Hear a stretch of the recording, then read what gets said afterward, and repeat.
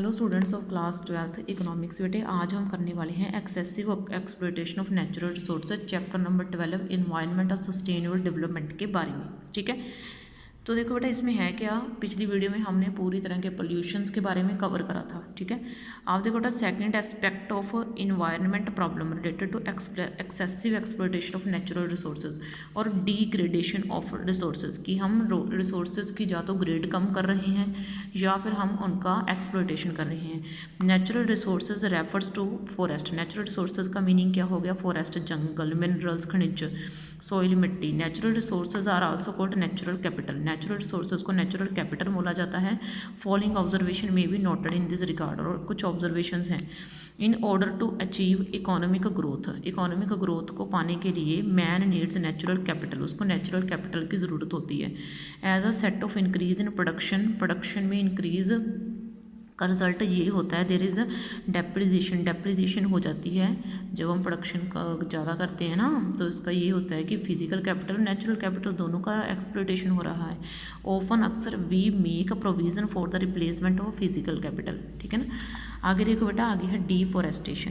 क्या ना, industrialisation is a boon as it offers a variety of things. ये देखो इंडस्ट्रियलाइजेशन जो है वो हमें अलग अलग तरह की चीज़ें मुहैया करवाती है कंज्यूम की, enhancing the quality of life. इससे हमारी लाइफ की जो क्वालिटी है वो बढ़ती है, अच्छी होती है। But it is a Ben when it causes deforestation. तो ये हमारे लिए एक श्राप बन जाती है इंडस्ट्रियलाइजेशन जब डिफॉरेस्टेशन होती है। This is how it happens. ये कैसे होता है, trees are felled to meet the growing demand for wood and other forest produced product by the industries. Trees are felled to meet, ये देखो जब इंडस्ट्रीज़ में पेड़ों का लगातार गिरना ये चलता रहता है क्योंकि हमें लकड़ी की ज़रूरत होती है। ठीक है, फिर आगे है नंबर 2 के ऊपर, industrialisation leads to urbanisation and urbanisation induces deforestation. जो इंडस्ट्रियलाइजेशन है यानी कि उद्योगीकरण है वो शहरीकरण को बढ़ावा देता है और शहरीकरण डिफॉरेस्टेशन करता है, जिससे हम जंगल वगैरह काटने पड़ते हैं, उनको रहने के लिए जगह देनी पड़ती है। More and more forest are cleared for the development to township. ये देखो ज़्यादा से ज़्यादा जंगल क्लियर करने पड़ते हैं। ठीक है ना, तो ये नुकसानदायक है हमारे लिए। ओके, तो आगे देखो, मैं कुछ ज़्यादा नहीं पढ़ाऊंगी, बट सिंपल से पढ़ाऊंगी। ये देखो इंडिया में जो बहुत ज़्यादा पॉपुलेशन बढ़ रही है, इससे जो है जंगल जो है उनको काटना पड़ रहा है और हम लगातार जो है ट्री फेलिंग की तरफ बढ़ रहे हैं, पेड़ काटने की तरफ बढ़ रहे हैं।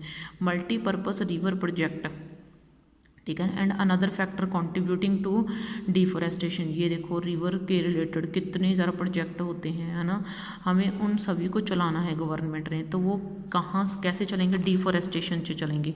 ठीक है ना, आगे देखो डिग्रेडेशन ऑफ लैंड। अब हम लैंड से रिलेटेड पढ़ते हैं, वो हमने जंगल से रिलेटेड पढ़े, अब हम पढ़ते हैं लैंड से रिलेटेड कि लैंड का डिफॉरेस्टेशन क्या होती है। Degradation of land means loss of fertility, यानी कि उपजाऊपन खत्म हो जाता है मिट्टी का। ठीक है ना, कुछ कारणों के कारण। Number 1 soil erosion. ठीक है ना, soil erosion caused by strong wind और फ्लड्स। ठीक है ना, सॉइल इरोजन जो होता है यानी कि मिट्टी जो ऊपर से खुरदरी हो जाती है वो तेज़ हवा के कारण होती है और जो हड़ आ जाते हैं उनके कारण होती है। When we talk of soil erosion, जब हम सॉइल इरोजन के बारे में बात करते हैं, we are referring to loss of upper layer of the soil. तो हम मिट्टी की ऊपर वाली परत जो होती है उसको ख़त्म कर देते हैं। ठीक है ना, विच कंटेन मेजर न्यूट्रेंट, जिसमें बहुत ज़्यादा न्यूट्रेंट होते हैं। ठीक है, तो आगे देखो बेटा, आगे है कहना वो बोल रहा है यानी कि कहता है alkalinity and salinity of soil caused by water logging. ये देखो हमें पता ही है कि जो उसका उपजाऊपन होता है, फर्टिलाइजेशन होती है, वो सारी की सारी डैमेज हो जाती है ना। एक्सेसिव वाटर, अगर हम ज़्यादा पानी लगाएंगे मिट्टी के ऊपर तो इससे जो न्यूट्रिशन होते हैं वो कम हो जाते हैं और उसका उपजाऊपन ख़त्म हो जाता है। ठीक है, आगे देखो बेटा, कॉजेज ऑफ एनवायरनमेंट डिग्रेडेशन और एनवायरनमेंट डिग्रेडेशन के कारण क्या हैं। तो सबसे पहले है population explosion. One of the main causes of environment degradation is population explosion. तो मेन कारण जो पॉपुलेशन एनवायरनमेंट डिग्रेडेशन का क्या है, पॉपुलेशन एक्सप्लोजन है। Pressure of a population on land has tremendously increase and consequently land has been ruthlessly exploited. ये देखो population का जो प्रेशर है मिट्टी लैंड के ऊपर हैज़ कैन ट्रीमेंडसली इंक्रीज, ये बढ़ता जा रहा है एंड कंसिक्वेंटली इसका नतीजा क्या निकल रहा है, land has been canned ruthlessly exploited, और जो मिट्टी है वो एक्सप्लॉइट की जा रही है। पॉपुलेशन एक्सप्लोजन, पॉपुलेशन बहुत ज़्यादा बढ़ रही है जिसका नुकसान हमें देखना पड़ रहा है। आगे है वाइड स्प्रेड पॉवर्टी, ठीक है। A large section of the Indian population is absolutely poor, जो सबसे बड़ा सेक्शन है पॉवर्टी का वो बहुत गरीब है। These people cut trees for fuel wood, और ये अपने खुद के काम के लिए, अपने खुद के घरों में आग लगाने के लिए, आग लगाना मतलब आग जलाने के लिए, ठीक है, चूल्हे में, ठीक है, उसके लिए पेड़ों का ही यूज़ करते हैं, ठीक है, जिससे नेचुरल रिसोर्सेज बहुत ख़राब हो जाते हैं। तो ये कॉजेज़ हैं भी क्यों डिग्रेडेशन हो रही है। इंक्रीज अर्बनाइजेशन, शहरीकरण बहुत ज़्यादा बढ़ गए हैं, लोग गाँवों को, लोग शहरों में आने लगे हैं गाँव को छोड़कर, तो इससे उनको रहने के लिए घर भी चाहिए, तो उससे पेड़ साफ करने पड़ रहे हैं, ठीक है, पेड़ों को काटना पड़ रहा है। आगे है increase use of insecticide, pesticide and chemical fertiliser.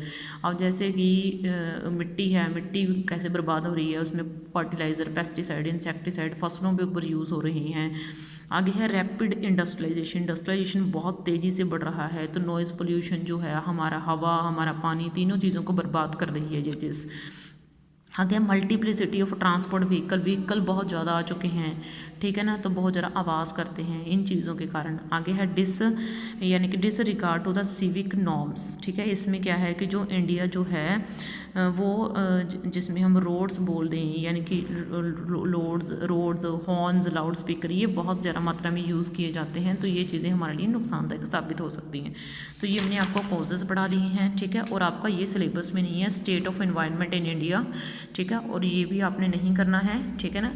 अब देखो हम इसकी तरफ बढ़ते हैं, हाउ टू सेव इन्वायरमेंट, की हम इन्वायरमेंट को कैसे सेव कर सकते हैं। सोशल अवेयरनेस, यानी कि अगर हम लोगों को समझाएंगे कि आपने पॉल्यूशन नहीं फैलाना है, आपने चीज़ों को साफ रखना है, तो इस तरीके से इन्वायरमेंट को बचाया जा सकता है। पॉपुलेशन को कंट्रोल करके हम इन्वायरमेंट को बचा सकते हैं। Enforcement of environment conservation act, जो वातावरण को बचाने के लिए एक्ट चलाने चाहिए, जिसमें हमें इन सभी चीज़ों को चेक करना चाहिए टाइम के ऊपर, और कानूनी तौर पर जुर्माने लगाने चाहिए लोगों को जो वातावरण को हार्म करते हैं।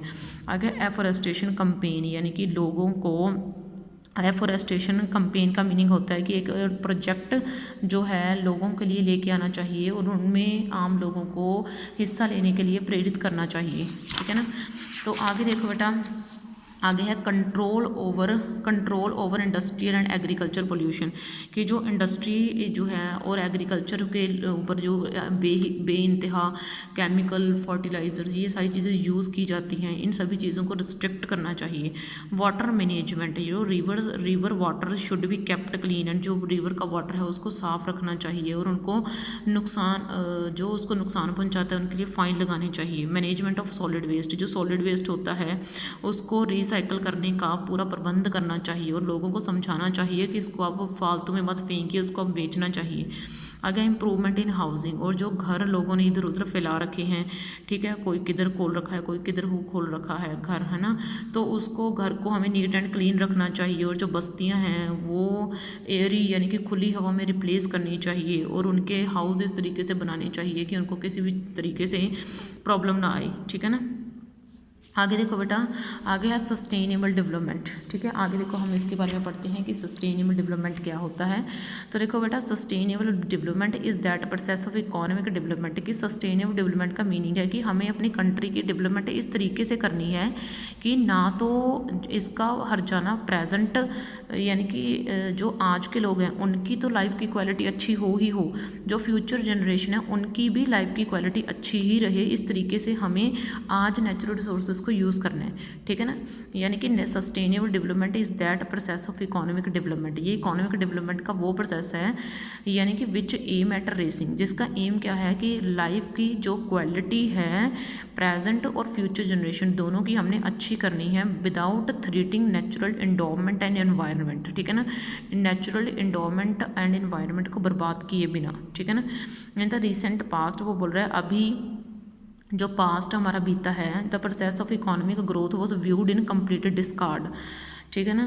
यानी कि जो मतलब कि अगर हम पास्ट की बात करें कि जो इकोनॉमिक ग्रोथ है उसको सिंपल रिसोर्सेस की जो है ना मतलब यूज़ के तौर पर देखा जा रहा था, ठीक है ना। तो देखो इसके कुछ इम्पैक्ट भी थे। देखो diverse crops grown on land के ऊपर ऐसी फसलें बीजी जा रही थी जिसके लिए लैंड तैयार नहीं थी, जिसके कारण उसकी मिट्टी में उपजाऊपन ख़त्म हो रहा था। एक्सेसिव माइनिंग ऑफ आयरन बहुत ज़्यादा, कोला, गोल्ड, सिल्वर, इन सभी चीज़ों को निकालने के लिए बहुत ज़्यादा माइनिंग की जा रही थी, जिससे मिट्टी का उपजाऊपन ख़त्म हो रहा था। स्मोक एंड अदर इंजरीज, जैसे ये धुआं है या फिर बाकी जो फैक्ट्रीज हैं या ट्रांसपोर्ट व्हीकल्स हैं पोल्यूशन करते हैं, उससे बहुत ज़्यादा प्रॉब्लम हो रही थी, ठीक है ना। आगे हम बात करें तो briefly the competitive process of growth and development has led to environment degradation. तो ये कम्पिटिटिव प्रोसेस जो था ग्रोथ का और डेवलपमेंट का, इन सभी चीज़ों ने डिग्रेडेशन कर दी थी, यानी कि नुकसान पहुंचाया था इन्वायरमेंट को, ठीक है।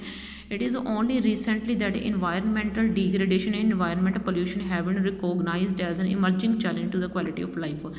ये जो प्रॉब्लम्स हैं ये हमारे अकेली आज की जनरेशन के लिए नहीं, आने वाली फ्यूचर की जनरेशन के लिए भी नुकसानदायक साबित होने वाले थे। The concept of sustainable development is now being understood and widely propagated. ये जो कंसेप्ट है सस्टेनेबल डेवलपमेंट का, ये जो है अब समझने लायक है और बहुत ज़्यादा बड़े लेवल के ऊपर वर्क कर रहा है। What the planners and the politicians are now seeking is not merely growth, but the growth has sustained the quality of life over a much longer period of time, ठीक है ना। ये देखो यानी कि जो प्लानर्स और पॉलिटिशियंस हैं वो बोल रहे हैं कि मेरा ग्रोथ मत करो, इस तरीके से ग्रोथ मत करो कि जो हमारी ज़िंदगी के लिए हार्मफुल हो जाए, ठीक है। चीज़ों को समझो।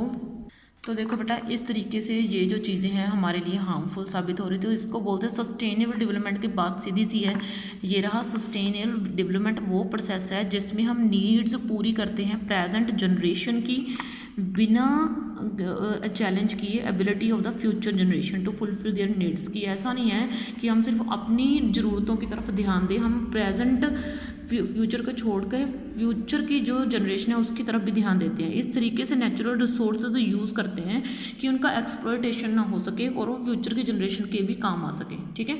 ओके बेटा, देन थैंक यू। इस वीडियो में आपके लिए इतना ही काफ़ी है, बाकी हम इसके फीचर्स सस्टेनेबल डेवलपमेंट के और प्रॉब्लम्स नेक्स्ट वीडियो में करेंगे। ओके बेटा, थैंक यू।